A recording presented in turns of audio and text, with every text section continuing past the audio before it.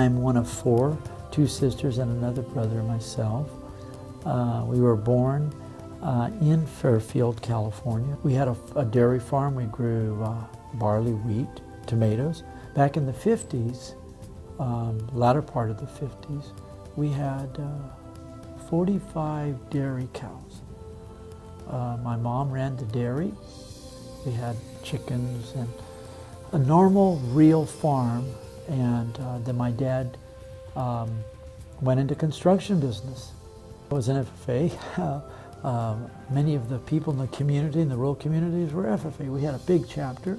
So I went to Cal Poly, got my degree in plant science, a minor in chemistry, and then also worked full-time, just about, and I hauled horses for the racetracks for probably 6 years.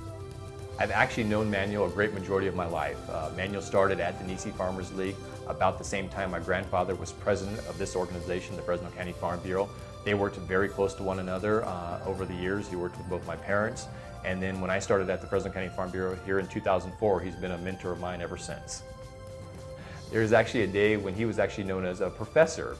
And a lot of folks don't know that about his background, but he loved his teaching days. It was because of those teaching days that I think a lot of that resonated into what he's been able to do today. It was obviously presenting in front of groups of students and the one-on-one opportunities he had. It's incredible to go throughout this community and find out how many people were taught by Manuel Cunha, whether it was over at Cal Poly or over at Reedley College. So many people, even during a short teaching career, were influenced because of what he did as a professor for them.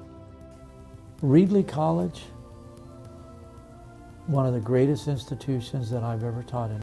The kids at Reedley College, that really got me into wanting to help students more and more, was many of those students came from farms.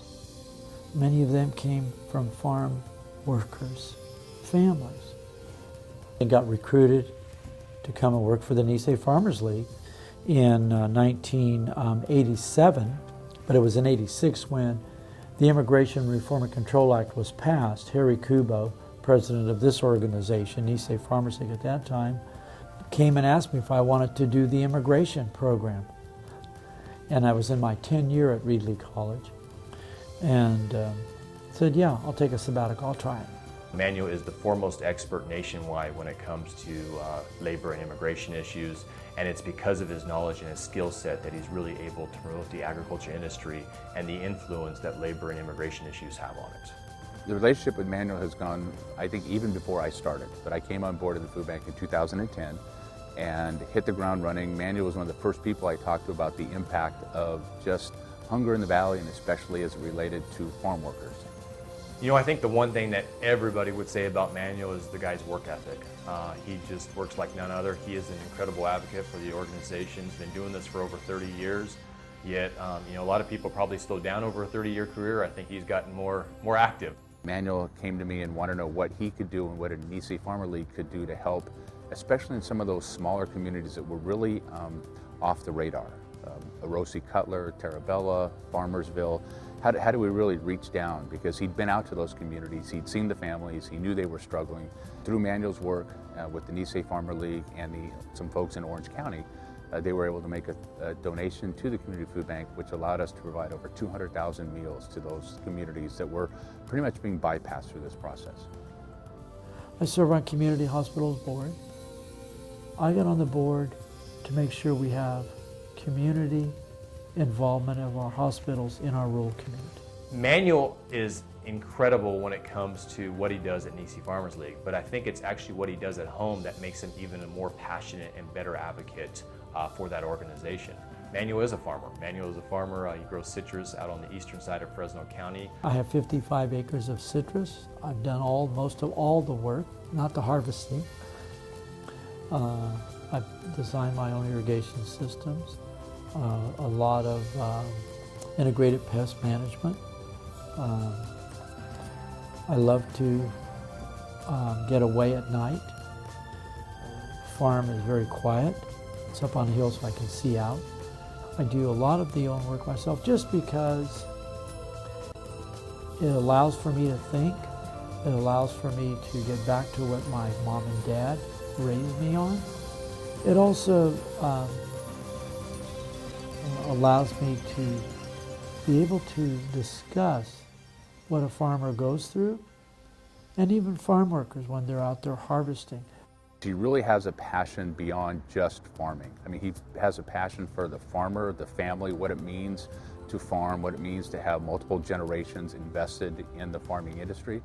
But he has that same compassion for the farm working people, the families that are day in and day out harvesting and doing the heavy work that is in the agriculture community. So he really has shown an ability to reach out and be just as comfortable and just as caring for everybody who is involved in the agricultural community. One thing that's important to me is that I one day saw Manuel on this list of Agriculturalists of the Year. He's obviously very well deserving. He's done an incredible amount to further and promote what our local valley agriculture industry has come to look like. And he's just very, very fitting for him to receive this award.